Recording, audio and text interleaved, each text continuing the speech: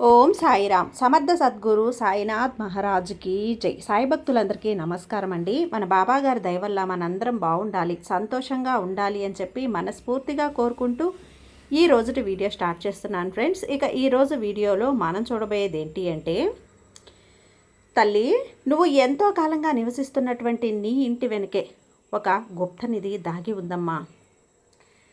ఇంతవరకు నువ్వు కనిపెట్టలేకపోయావు, పసిగెట్టలేకపోయావు, నీ ఊహకు కూడా అందలేదు. కానీ ఈరోజు నీకు పదునైనటువంటి శక్తివంతమైనటువంటి గడ్డపారనిస్తున్నాను, అందుకో తల్లి.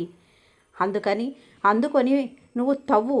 అలా తవ్వావంటే నీ కళ్ళు జిగేల్మనేటువంటి ఒక సంపద, బంగారు వజ్రాలు వైడూర్యాలు ప్రతి ఒక్కటి గుప్తనిధి రూపంలో నీ చేతికి అందుతాయి, నీ సొంతమవుతాయి, నీకు దక్కుతాయి, నీకు మహారాజుని చేస్తాయి. ఊరంతా కూడా నువ్వు కొనేటువంటి అంత సత్తా నీకు వస్తుంది. అయితే ఈరోజు రాత్రి రహస్యంగా ఇది వింటే చాలు తల్లి, రేపే నీ ఖాతాలో 20 కోట్ల రూపాయల డబ్బు అనేది జమ అవుతుంది బిడ్డ.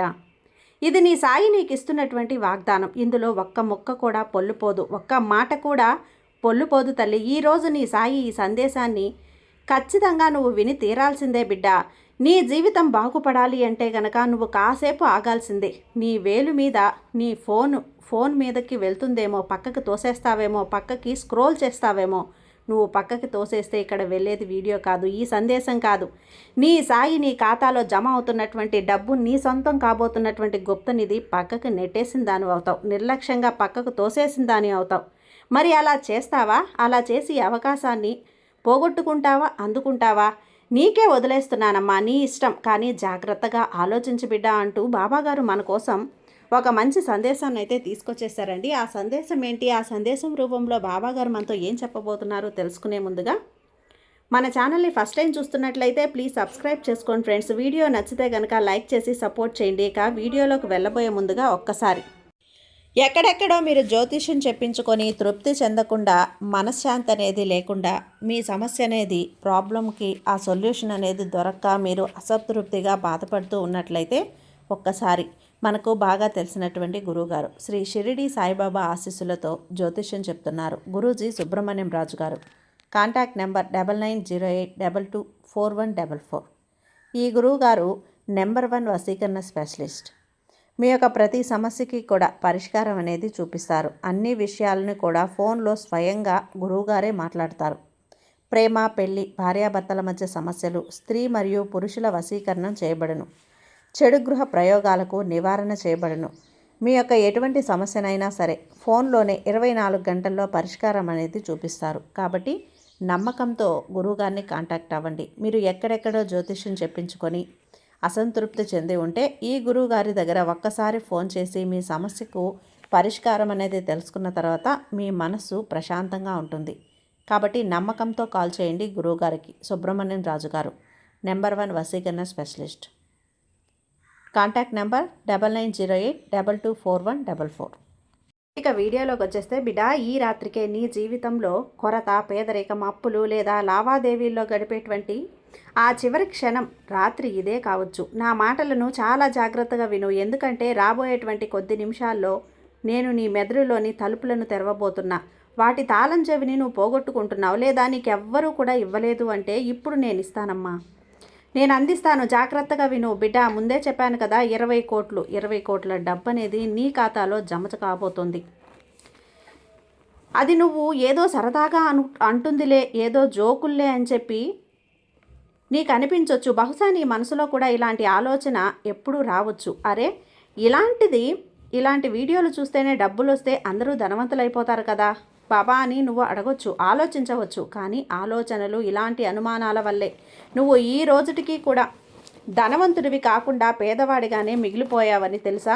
ఎందుకంటే ప్రపంచంలో 1% ధనవంతులు ఎవరి దగ్గర అయితే అపారమైనటువంటి సంపద ఉంటుందో వారు కేవలం కష్టపడి ధనవంతులు కాలేరు. వాళ్ళు ఇక్కడ వాళ్ళ మనస్థితిని బట్టి కూడా అయ్యారు. ఈరోజు నేను నీ మనస్థితిని మార్చేస్తాను. నీలో మూసుకుపోయినటువంటి ఆ తలుపును తెరుస్తాను. ఆ తలుపు వెనక ఎంత సంపద ఉందో తెలుసా? అయితే ఈరోజు నువ్వు ఆ తలుపు ఏంటో తెలుసుకోవాలి అంటే గనక ఒక నిబంధన ఉంది బిడ్డ. ఒకే ఒకటి, చివరి వరకు నాతో ఉండాలి. నువ్వు 1 సెకండ్ వదిలినా సరే, 1 సెకండ్ పక్కకు వెళ్ళినా మన మధ్య ఏర్పడిన ఆ శక్తి, అనుబంధం, అనుసంధానం అనేది తెగిపోతుంది. అది నీకు ఇష్టమేనా? నీ 7 తరాలకి పేదరికాన్నే ఈ రాత్రికే తుడిచిపెట్టడానికి నువ్వు సిద్ధంగా ఉన్నావా? అయితే ఒక దీర్ఘ శ్వాస తీసుకో, మరియు ఒక పాత వ్యక్తి ఏదైతే ఉందో దానికి వీడ్కోలు చెప్పడానికి సిద్ధంగా ఉండు. ఇక్కడ అన్ని సిద్ధులు అని, గాఢమైనటువంటి పూజలు అని, పెద్ద అద్భుతాలు రాత్రి నిశ్శబ్దంలోనే ఎందుకు జరుగుతాయి? నువ్వు ఎప్పుడైనా ఆలోచించావా? ఎందుకంటే పగలు అనేది శతాబ్ది నిధి. పగలు పోరాటానికి, కానీ రాత్రి నిర్మాణ నిధి. ప్రపంచం నిద్రిస్తున్నప్పుడు మేలుకొని తమ కళను ఆస్వాదించే కోట్ల మంది వ్యక్తుల కోసం ఈ ప్రపంచం యొక్క తలుపులు ఎప్పుడూ కూడా తెరుచుకుంటాయి. నువ్వు ఇప్పుడు మేలుకొని ఉన్నావు అంటే నువ్వు ఎంచుకోబడ్డ బిడ్డవి. ఈ సాయి చేత నువ్వు ఎంచుకోబడ్డావు అని అర్థం. ఈరోజు నేను నీతో చెప్తున్న ఈ గాలి మాటలు మాట్లాడను. నేను శక్తి గురించి మాట్లాడుతాను, డబ్బు గురించి మాట్లాడుతా. ఏ డబ్బు అయితే నీ ఎదుగుదలకు కారణమవుతుందో ఆ డబ్బు గురించి మాట్లాడతా. ఏ డబ్బు అయితే నీ జీవితం వైపు తొంగి చూడకుండా పారిపోతూ ఉందో ఆ డబ్బు గురించి మాట్లాడతా. డబ్బు అంటే ఏంటి బిడ్డ? అది కేవలం ఒక కాగితం ముక్క లేదా బ్యాంకులో ఉన్న అంకెన కాదు. డబ్బు ఒక శక్తి, ఒక నిప్పు ఎలా వేడిగా ఉంటుందో, మంచు ఎలా చల్లగా ఉంటుందో డబ్బుకు ఒక స్వభావం ఉంటుంది తెలుసా? అది తనను తాను గౌరవించే వారి వద్ద మరియు దాన్ని ఎలా ఖర్చు పెట్టాలి, ఎలా నిర్వహించాలి అని మానసిక సామర్థ్యం ఉన్న వారి దగ్గరనే నిలుస్తుంది. అయితే చాలామంది నన్ను అడుగుతారు, బాబా పగలంతా కష్టపడుతున్నాను, చెమటలు చిందిస్తున్నాను, అయినా కూడా నా దగ్గరికి డబ్బు ఎందుకు రావలేదు? రాదు. నాకంటే తక్కువ కష్టపడే ఆ రెండో వ్యక్తి ఆ నోట్లతోనే ఆడుకుంటున్నాడు. అది ఎలా సాధ్యం? తండ్రి, నేను చేసిన తప్పేంటి, అతను చేసిన ఒప్పేంటి, నేను చేసిన పాపమేంటి, అతను చేసినటువంటి పుణ్యమేంటి అంటూ ఎంతోమంది బిడ్డలు నిస్సహాయ స్థితిలో కన్నీళ్లతో నన్ను అడుగుతున్నారు బిడ్డ. దీనికి నా సమాధానం ఏంటో తెలుసా? చాలా చేదుగా ఉంటుంది, తట్టుకోవాలి మరి. కానీ ఈ రాత్రి నిజం విను. నువ్వు నీ అదృష్టం వల్ల పేదవారు కాలేదు. నువ్వు నీ ఆలోచనలు మరియు నీ మెదడులో నువ్వు ఆలోచించే ఆలోచన వల్లనే నువ్వు పేదవాడిగా ఉండిపోయావు. చిన్నప్పటి నుంచి కూడా నీకు పెద్దలు ఏం నేర్పించారు? డబ్బులు చెట్లకు కాయవు, దుప్పటిగా ఉన్నంత వరకు కాళ్ళు చాపుకోవాలి, ధనవంతులుగా చెడ్డవాళ్ళుగా, ఇలాంటి మాటలు నీ మెదడులో ఇనుప గొలుసుల్లా బంధించబడ్డాయి. నువ్వు ధనవంతుడివి కావాలనే కలలు అలా కన్నప్పుడు నీ మెదడులో లోపల నుండే నీ మెదడు చెప్తుంది, అరే నీకు అంత లేదులే, నీ వల్ల కాదులే, అది నీ స్థాయి కాదులే అంటూ నీ మెదడు నిన్ను వెనక్కి లాగేస్తుంది. ఇంకా చెప్పాలంటే నీకు అంత సీన్ లేదులే, వచ్చేసి వెనక్కంటూ నీ మెదడు నిన్ను వెనక్కి లాగేస్తుంది బిడ్డ. కానీ ఈరోజు రాత్రి మాత్రం ఒక్క ఆలోచన బద్దలు కొట్టాలి. అది అలా బద్దలు కొట్టాలంటే నీకు ఒక బలమైనటువంటి సమ్మిటినిస్తాను, అందుకో. 20 కోట్లు లేదా అంతకంటే ఎక్కువ సంపాదించడం నీ జన్మ హక్కు. అది నీ అవచేతన మనసులో నువ్వు నాటుకున్న. నువ్వు దీన్ని అడగకూడదు, దీన్ని నువ్వు ప్రకటించాలి, శాసించాలి. నేను సంపాదిస్తున్నాను, నేను అర్హుడిని అని నీ మనసులో రావాలి. ఈ విషయాన్ని నువ్వు లోతుగా అర్థం చేసుకోవడానికి నేను నీకు ఒక పాతదైనటువంటి, ఒక అత్యంత శక్తివంతమైనటువంటి ఒక కథ చెప్తాను, విను. ఇది నీ జీవిత దృక్పథాన్ని మార్చేస్తుంది. కాబట్టి ఈ కథను నువ్వు జాగ్రత్తగా విను. ఇది నీ కోసమే, పక్కకు వెళ్ళకు, కాసేపు ఆగు. ఇది నీ జీవితం, ఇందులో నీ జీవితం ఉంది తల్లి. నువ్వు చేస్తున్న తప్పేంటో, డబ్బు నీ దగ్గరికి ఎందుకు రావటం లేదో, ఎందుకు ఆగటం లేదో, దూరంగా ఎందుకు పారిపోతుందో, నువ్వు ధనవంతుడు ఎందుకు కాలేకపోతున్నావో, అప్పుల బాధల నుంచి, ఆర్థిక ఇబ్బందుల నుంచి ఎందుకు నువ్వు దూరంగా ఉండలేకపోతున్నావో పూసగుచ్చినట్లు విడమర్చి చెప్తాను, వినిబిడ్డ. అనగనగా ఒక పాత నగరం. అక్కడ రఘువీర్ అనే ఒక వ్యక్తి ఉండేవాడు. రఘువీరు సరిగ్గా నీలాగే అమాయకుడు, కష్టపడేవాడు మరియు నిజాయితీవంతుడు. అతను ఉదయం నుంచి కూడా సాయంత్రం వరకు కూడా రాళ్లు కొట్టే పని చేసేవాడు. అతని చేతుల్లో బొబ్బలెక్కేవి, శరీరం అలసటతో కుంగిపోయేది. ప్రతి రాత్రి అతను ఆకాశం వైపు చూస్తూ ఫిర్యాదు చేసేవాడు, దేవుడా, నా జీవితం ఎందుకు ఇలా అయింది అంటూ. ఓ దైవమా, నేను ఎవ్వరికీ ఏం అపకారం చేశాను? రెండు పూటల కోసం నేను ఎంత పోరాటం ఎందుకు చేయాలి? అతని బాధ నిజమే. ఒక రాత్రి అతను తన పైకప్పు కారుతోంది. అతని ఫిర్యాదు సరైనదే. అతని బాధ తన మనసు విరిగినటువంటి మంచం మీద పడుకొని అతను అకస్మాత్తుగా అతని గదిలోకి ఒక వింత వెలుగు వచ్చింది. ఒక ముసలి ఫకీరు. ఆ ఫకీరు తన ముందు నిలబడి ఉన్నట్లు అతన్ని చూశాడు. ఫకీరు ముఖంలో అద్భుతమైనటువంటి తేజస్సు ఉంది. రఘువీర్ భయపడ్డాడు. కానీ ఫకీరు పకపకా నవ్వుతూ ఇలా అన్నాడు, రఘువీర్, నీ ఫిర్యాదులు పై వరకు చేరాయి, నా దాకా చేరాయిలే, భయపడకు. నువ్వు నీ పేదరికాన్ని చూసి ఏడుస్తున్నావు. కానీ వాస్తవం ఏంటి అంటే నువ్వు ఒక నిధి మీద కూర్చొని ఉన్నావని నీకు తెలుసా? అది చెప్పగానే రఘువీర్ కంగారుగా లేచి కూర్చున్నాడు. అతడు అడిగాడు, ఏంటి అది అని.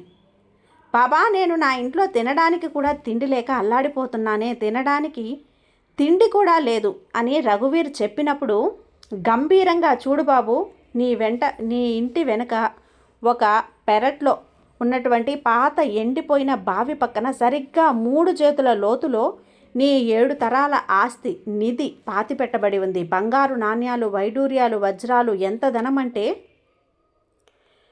నువ్వు ఈ నగరం అంతటిని కూడా కొనేయచ్చు అని ఆ ఫకీరు చెప్పగానే రఘువీరు కళ్ళు తేలేశాడు. నమ్మకం కలగలేదు. కానీ ఫకీరు రఘువీర్తో ఇలా అన్నాడు, ఆ నిధిని కేవలం అమావాస్య నాడు మాత్రమే తవ్వాలి. ఇక్కడ ఒక నిబంధన ఉంది. తవ్వేటప్పుడు కూడా నీ మనసులో ఒక్క ఆలోచన కూడా భయం లేదా అనుమానం రాకూడదు. ఒకవేళ నిధి దొరకకపోతే ఏంటి అని చెప్పి నువ్వు ఆలోచించకూడదు. అప్పుడు నువ్వు ఏం ఆలోచించాలి? నిధి తీసుకోవటానికి వచ్చాను, నిధి నా సొంతం అవుతుంది, నేను మహారాజుని అవుతాను, నేను ధనవంతుడిని అవుతాను, ఇలానే నేను ఉండాలి. నీ ఆలోచనలు మధ్యలో ఇది నిజంగా దొరుకుతుందా, ఇది నాకు దొరుకుతుందా, ఇక్కడ నిజంగా ఉందా, ఇలాంటి ఆలోచనలు, అవమానాలు, అనుమానాలు, భయాలు వస్తే గనక ఆ నిధి నీకు దక్కదు. నిధి నీ సొంతం అయింది, నాకు సొంతం అవుతుంది అనుకుంటూ నువ్వు తవ్వాలి. ఒక్క క్షణం నీ మనసులో అవిశ్వాసం వస్తే గనక, అపనమ్మకం వస్తే గనక ఆ నిధి మట్టిగా మారిపోతుంది అని చెప్పి ఆ ఫకీరు చెప్పి అక్కడి నుంచి మాయమైపోయాడు. అయితే ఆ రోజు నుండి కూడా రఘువీరు ఆ నిధి గురించి కలలు కనటం మొదలుపెట్టాడు. కానీ ఒకరోజు అతని గుండెల్లో ఒక ఆశ కలిగింది. అతను అమావాస్య రాత్రి కోసం ఎదురు చూడసాగాడు. రోజులు గడుస్తూ ఉన్నాయి. చివరికి ఆ రాత్రి రానే వచ్చింది. గాఢాంధకారం. రఘువీర్ గడ్డపార తీసుకొని పెరట్లోకి వెళ్ళాడు. అతని గుండె వేగంగా కొట్టుకుంటుంది. అతను తవ్వటం మొదలుపెట్టాడు. మొదటి దెబ్బ వేశాడు. మట్టి తొలగిపోయింది. అతని మనసులో ఆలోచన వచ్చింది, బాబా నిజమే చెప్పారా? ఇక్కడ నేను పిచ్చివాడిలా కష్టపడుతున్నానేమో. అతను మళ్ళీ తవ్వాడు. మళ్ళీ ఆలోచన వచ్చింది, ఒకవేళ నిధి దొరకపోతే నా భార్య నన్ను చూసి నవ్వుతుందేమో, జనం ఎగతాళి చేస్తారేమో. అతను తవ్వుతూనే ఉన్నాడు, చెమటలు చిందిస్తూనే ఉన్నాడు, అనుమానిస్తూనే ఉన్నాడు. కానీ ప్రతి దెబ్బతో అతని అనుమానం బలపడుతూ వచ్చింది. నా అదృష్టం ఎలాగో బాగలేదు, నాకేం దొరుకుతుంది, బహుశా ఇదంతా అబద్ధమని ఆలోచిస్తూ రఘువీరు రాత్రంతా అక్కడే గడిపేశాడు. కానీ తెల్లవారేసరికి రఘువీరు ఆ గొయ్యను మొత్తాన్ని తవ్వేశాడు. కానీ అతనికి అక్కడ ఏమీ దొరకలేదు. ఆ గొయ్యలో కేవలం రాళ్ళు, కంకర మరియు మట్టి మాత్రమే ఉంది. ఒక చిన్న నాణ్యం కూడా దొరకలేదు. అయితే మరుసటి రోజు తెల్లవారుజామున రఘువీర్ గడ్డపార పక్కన పడేసి నేల మీద పడి ఏడవటం మొదలుపెట్టాడు. నాకు తెలుసు, నా తలరాతల్లో నాకు ఇదే ఉంది, నా కలంతా కూడా అబద్ధమని అనుకున్నాడు. సరిగ్గా అప్పుడే అతని భుజం పైన ఎవరో చెయ్యి వేశారు. అతని వెనక్కి తిరిగి చూస్తే ఆ ఫకీరు నిలబడి ఉన్నాడు. కానీ నువ్వు ఎందుకు? కల కాదు, ఫకీరు నవ్వుతూ అన్నాడు, పకపక నవ్వుతూ. రఘువీర్, నువ్వు ఎందుకు ఏడుస్తున్నావు? అప్పుడు రఘువీర్ కోపంగా, మీరు నన్ను మోసం చేశారు. నేను రాత్రంతా తవ్వాను, కానీ అక్కడ ఏమీ లేదు, అంతా అబద్ధం, గట్టిగా అరుస్తున్నాడు. అప్పుడు ఆ ఫకీరు చెప్పాడు, నువ్వు శాంతంగా, నిధి అక్కడే ఉంది రఘువీర్, నువ్వు ఇప్పటికీ అక్కడే ఉంది. కానీ నువ్వు నిబంధనను అతిక్రమించావు. నేను చెప్పాను కదా, తవ్వేటప్పుడు అనుమానించకూడదు అని. నువ్వు నేలనైతే తవ్వావు, కానీ నీ మనసులో అపనమ్మకాన్ని తవ్వి బయటపడేయలేకపోయావు. నీ ప్రతి ఆలోచన నీ సంపదకి ఒక సంకేతం పంపిస్తుంది. దొరకదు అని నువ్వు ఆ ప్రతికూల శక్తి అయితే పంపిస్తున్నావు. బంగారాన్ని మట్టిగా మార్చేసింది. అది ఎప్పుడైతే నీ ఆలోచనలు ప్రతికూలంగా ఉంటాయో అప్పుడు బంగారం కూడా మట్టిగా మారిపోతుంది. నువ్వు చేసింది కూడా అదే. ఇక్కడ ప్రకృతి దేనిపై నమ్మకం ఉందో దాన్ని మాత్రమే నీకు తిరిగి ఇస్తుంది. బిడ్డ, అది గంభీరంగా చెప్తాడు. ఈ కథను కేవలం ఒక కథగా భావించకండి. ఇక్కడ ఈ రఘువీరు ఎవరో కాదు, అది నువ్వే. ఆ నిధిపై కూర్చొని ఉన్నావు. 20 కోట్లు, 50 కోట్లు, 100 కోట్లు, ఈ సంపద విశ్వంతో గాలిలాగా పుష్కలంగా అందుబాటులో ఉంది. నువ్వు శ్వాస తీసుకుంటున్నప్పుడు గాలి తక్కువైపోతుందేమో అని ఎప్పుడైనా ఆలోచిస్తావా? లేదు కదా. ఎందుకంటే గాలి చాలా ఉందని నీకు నమ్మకం. ఈ నమ్మకం ఎక్కడికి పోయింది తల్లి? ఈ రాత్రి నేను నీకు అదే గడ్డపారను ఇవ్వబోతున్నాను. దానితో నువ్వు నీ తలరాతను తవ్వుకోవాలి. కానీ రఘువీరు చేసిన తప్పు నువ్వు చెయ్యకు. ఈరోజు అవమానించకు, తర్కం చెయ్యకు, ఇక్కడ ఏ లాజిక్లు తీయకు తల్లి. నీకు అనుభవాలు అన్నింటినీ వదిలేసే. ఈరోజు తలుపు బయట వదిలేసి నువ్వు గుడ్డిగా నమ్ము నన్ను. ఎందుకంటే అద్భుతాలు అనుమానం ముగిసిన చోటే మొదలవుతాయి. ఇప్పుడు నేను నీకు అత్యంత శక్తివంతమైనటువంటి ఒక ప్రక్రియను చెప్పబోతున్నాను. అది మంత్రం కాదు, తంత్రం కాదు, జాదూ కాదు. ఇది ఒక స్వచ్ఛమైనటువంటి మానసిక శాస్త్రం. ఈ విధంగా నువ్వు ఇప్పుడు చేశావంటే నీ జీవితం ఎలా మారుతుందో, నీకు ఎప్పుడు సంపదను నువ్వు ఎలా అందుకుంటావో నీకే తెలుస్తుంది. కొద్ది నిమిషాల పాటు నువ్వు నీ వెన్నెముకను నిఠారుగా ఉంచు. ఒకవేళ పడుకుని ఉంటే గనక శరీరాన్ని వదిలేసేయండి. ఆ స్వరాన్ని నీ మెదడులో ప్రతిధ్వనించు. ఇక్కడ నువ్వు దీర్ఘ శ్వాస తీసుకో. మరి ప్రతి ఒక్కసారి వదిలిపెట్టు. నీ యొక్క చుట్టూ కూడా వ్యాపిస్తున్నటువంటి అనుభూతి చెందు. ఇది సమృద్ధి యొక్క వెలుగు. ఇప్పుడు ఊహించుకో. నీ మనోనేత్రంతో చూడు. మరచెట్టు రోజు ఉదయం అయింది. నువ్వు ఉదయం ఫోన్ తీయగానే నీకు ఒక మెసేజ్ కనిపిస్తుంది. నీ బ్యాంక్ అకౌంట్లో ఒక భారీ మొత్తం అనేది క్రెడిట్ అయింది అని. 20 కోట్ల రూపాయలు. 1, 10, 100 లెక్కించుకో. కేవలం ఆ పొడవైన నెంబర్ని చూడు. ఆ క్షణాన్ని అనుభూతి చెందు. నీ శరీరం పులకరిస్తుంది బిడ్డ.